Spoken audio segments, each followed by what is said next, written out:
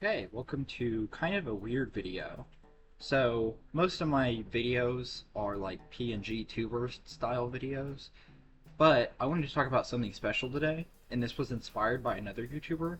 I believe Alex Lennon is the name.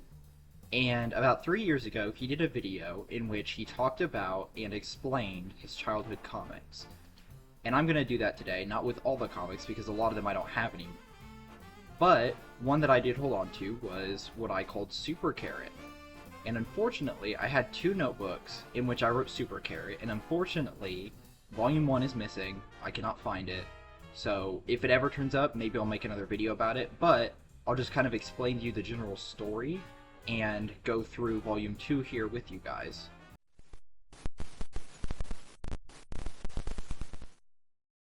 So to start off with, I've got this right here with a moldy potato on the cover saying that's right, I'm back, and hissing.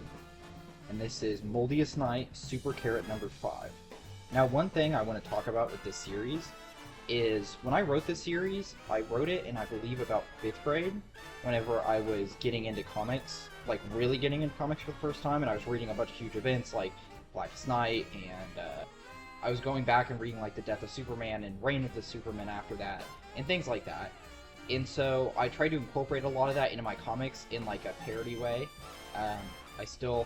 My comics, we'll get into it, but so this is Potato Boy, who is kind of a mixture of Robin and Superboy, and a little bit of Syndrome from Incredibles. So basically, his story was Super Carrot, who's kind of like the main character.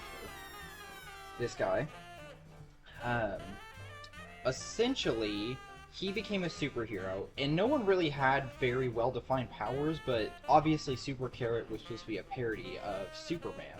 So he has those kinds of powers, and I don't think Potato Boy was really supposed to have superpowers, he just was inspired to become a superhero. So he was inspired to become a superhero, we see him put on his domino mask, and he lived in Pantry, and he comes to Fridge, where Carrot Man lives. Those are the names of the cities. And when he gets there, he says, Super Carrot. So when he gets to Super Carrot, he's like, hey, can I be your sidekick? And Super Carrot is basically like, dismisses him, like, no, it's too dangerous, all this stuff. So, after that happens, Potato Boy's really upset, obviously, but he goes to all these other heroes. So there's one character called Grape Chick that's in here somewhere, and there's like Freeze, who has who supposedly has the power to freeze time, so there's like Grape Chick next to Super Carrot. Freeze was a strawberry. And so Potato Boy, he goes to all these other heroes and is talking to them about how did you become a superhero. And eventually he's like, okay, I think I learned enough from them to become a superhero. And he's getting really fed up with people calling him Potato Boy instead of Potato Man, because he wanted to be Potato Man if he was a sidekick, but now that he's on his own as his own superhero, he wants to be Potato Man. And really what inspired me for that was kind of Superboy after Reign of the Superman, when he wanted everyone to call him Superman. He thought he was the new Superman, and everyone just called him Superboy because he was so young and all this. And so that's kind of what inspired him. And then also, like the Robin thing, I think there's probably some Tim Drake in there with him coming to a hero and saying, hey, I want to be your sidekick. And like I said, Syndrome, where it doesn't work out. But so Potato Boy decides he's going to be a superhero on his own. So when he hears about a plan of Jailbird, which Jailbird is kind of like a Joker ripoff and like the main villain of Super Carrot's comics, well, Jailbird has just broken out of jail and is currently attacking a daycare. So Potato Boy, because Super Carrot has a son named Billy who's in daycare, and Super Carrot's secret identity is Carl Carrot, and Jailbird didn't know that, but he went to the daycare to, I think, threaten to blow it up or something. But anyway, Potato Boy shows up to stop it on his own, or Potato Man, whatever you want to call him, and he's by himself, and Jailbird just shoots him in the face and kills him, which was a reference to Robin's Death in the Family, in Batman, where people voted to kill off Jason Todd Robin. It was kind of a reference to that, where Joker killed him, which Joker, in the actual thing, he kills him with a crowbar and all this. Well, in this, he just kills him with a gun, just shoots him in the face. So Potato Boy's dead. So this depresses the crap out of Carl Carrot, aka Super Carrot, because he's like, oh, I caused this to happen. And so, as this issue starts, Carl Carrot hasn't paid rent on his apartment. So he's living next to a dumpster from Dumpster Co. So, from there we see him, and like, he's grown out like a beard, because that always happens in, you know, old cartoons and stuff that I would have been watching whenever I was writing this. And so, a few minutes later, his beard is magically gone, and he's changed into a Super Carrot disguise. And we see Jailbird dumping a bottle of something into Potato Boy's grave. And we love the background, the fact that there's just nothing there except for what needs to be in that moment, exactly. So basically, what he's pouring into Potato Boy's grave, if you didn't figure it out, was mold. And so, the way that mold works in this world is basically like a zombie virus. And so that's where we get the Moldiest Night, which for those of you that don't know, there was an event in DC called Blackest Night, in which Black Lanterns appeared, which with Green Lanterns, there's green, which is willpower, and there's like red, which is rage, and all these different ones. So Black is dead. So people that were dead were brought back to life as Black Lanterns. And so basically Moldiest Night is a like parody and reference to that. And so basically Potato Boy comes back, and there's a very, very brief shot where we see people on the news that are like moldified. We see these guys teaming up saying, let's go fight some mold. And then we get back to, we go, in the middle of this comic, we get a reverse time to find out the origin of Carrot Man, who was Super Carrot's dad. Now Carrot Man's really interesting because he's actually the original superhero I made up. Way back when I first started writing comics, I really only knew about newspaper comics, and this would have been probably first grade maybe, like as soon as I got a pencil and could write. So I wrote some comics, and they were like little newspaper comics that were like maybe 4 panels, 6 panels, that kind of thing, about Carrot Man, who was like Super Carrot, kind of a Superman ripoff. And so we get his origin, where his mom was shot with a mutation ray in the stomach, and then the baby was born. Also, it was 1953, so I don't really understand the ages of the characters. I don't remember what I was going for. So then here we have 20 years later, he's all grown up, and there is Carrot Man and Carl Carrot, and Carl Carrot is saying, hey Dad, which if he's 20, I mean, I guess he could be, I mean, we don't see actual ages of them, but I don't know, to me it seems like they're a little old for their dad to only be 20. But then we just go back and follow Jailbird is trying to get Potato Boy to do his bidding, and Super Carrot is trying to get him to fight it, and that's where that issue ends. So now we get Moldiest Night, crossover event Super Donut, in Grape Chick number 2. So there's Grape Chick surrounded by mold, and so it's funny because I put the crossover Super Donut. My younger sister actually, when I was writing these comics, got really excited and wanted to make her own character, so I said, okay, let's do like a crossover thing. So, this is her villain, Evil Taco. And so he opened a portal, and Super Donut gets launched through and meets Grape Chick, and they talk for a minute about how cold it is and all this stuff, and then she ends up just going back to her... I mean, Grape Chick here outlines the backstory of how mold was created, and then Evil Taco just comes back and takes Super Donut back to her own universe. So then Grape Chick is left alone. So next up we get Moldiest Night Jailbird, which I was really proud of this cover because it's actually a copy of like a Joker cover that I saw at the time. I was like, oh wow, I'm so cool that I copied this cover. So here we see him kidnapping Super Carrot's wife, who I don't know if she ever had a name. She was kind of just like a damsel in distress character, so she's just getting kidnapped all the time, and she, like, her and Super Carrot have a kid together named Billy, but I genuinely don't know if I ever gave her a name. But here, it's just literally him, like, laughing at her, and that's that issue of his story. He just has her kidnapped.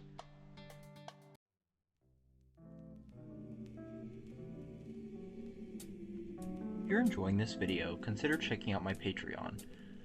The voicing, editing, visuals, everything that goes in this video is all one person, and that's me. And I really would like to do this for a living.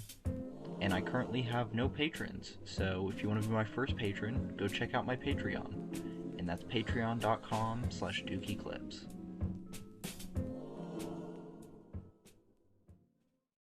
So then we get to Freeze number 2.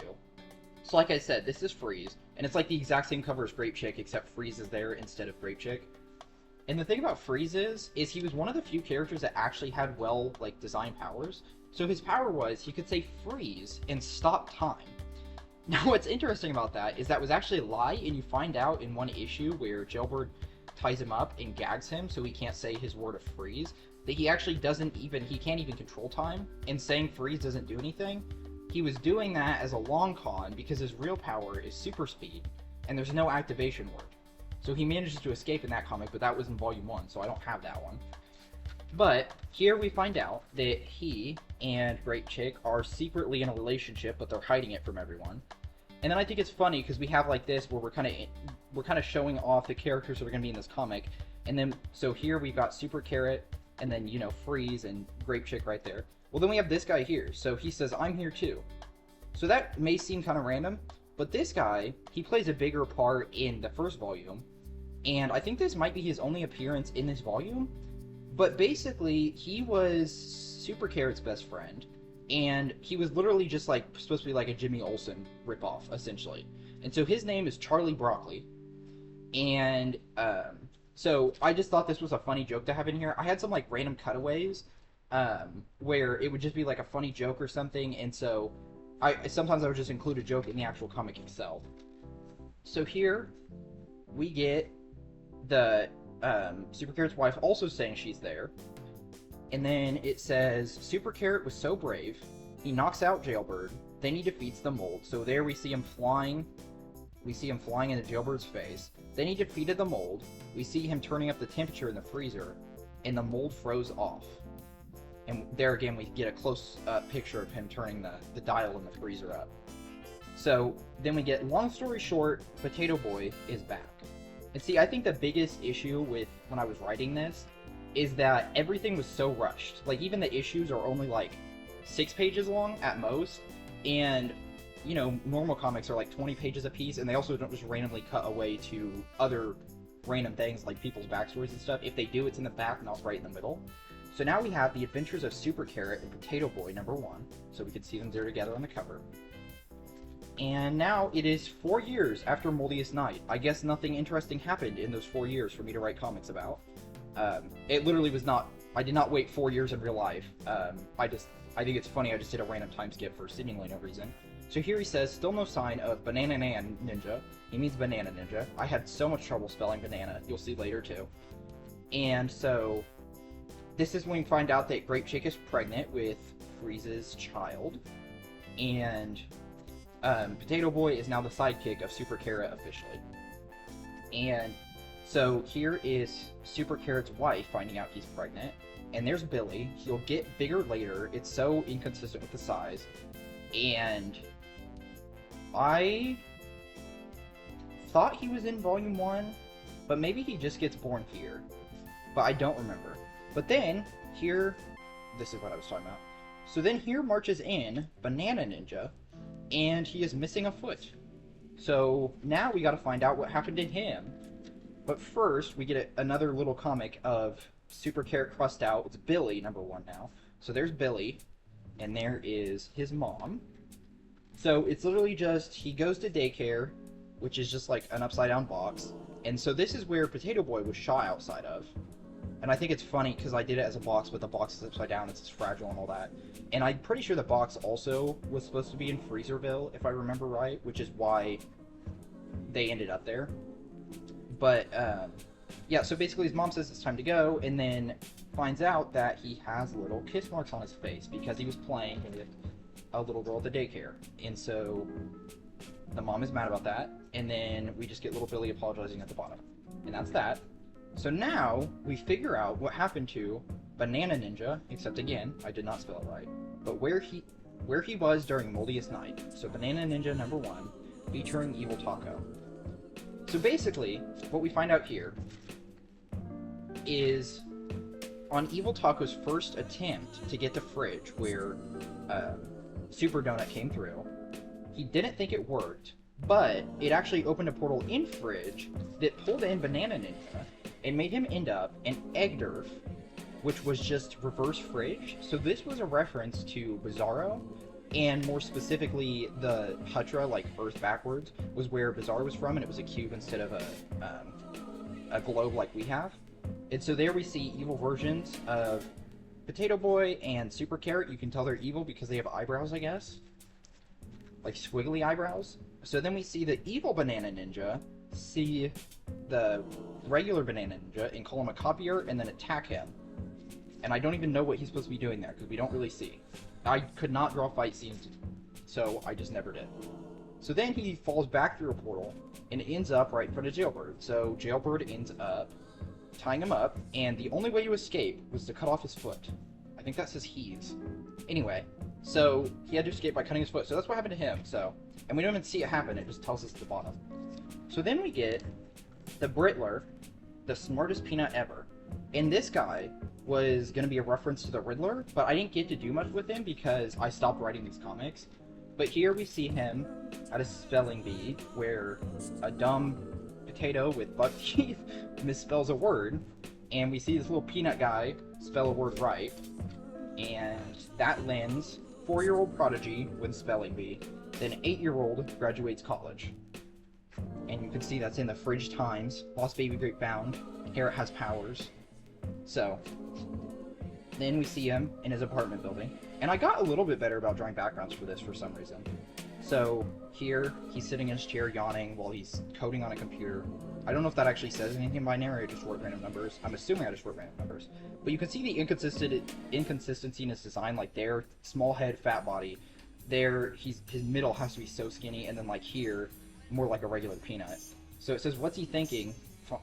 Find out soon after he realizes Banana Ninja's back. And then guess what? That's the end of that comic. So we never find out what the Brittler was going to do because I stopped writing it. So now we get Grape Chick number 3, aka the Honeymoon Part 1. So we see Grape Chick and Freeze that are on the cover. So they're in Hawaii, enjoying it, and she says, but I need to get inside before I become raisins. There weren't as many jokes like this in here, but some of the cutaways from the first volume and stuff were some like really bad food puns and things, so that's slipping in here too. And I mean, you can tell that by the names, like the Brittler. So here, a few minutes later, she feels so much better, and he's glad that her and the baby are both safe.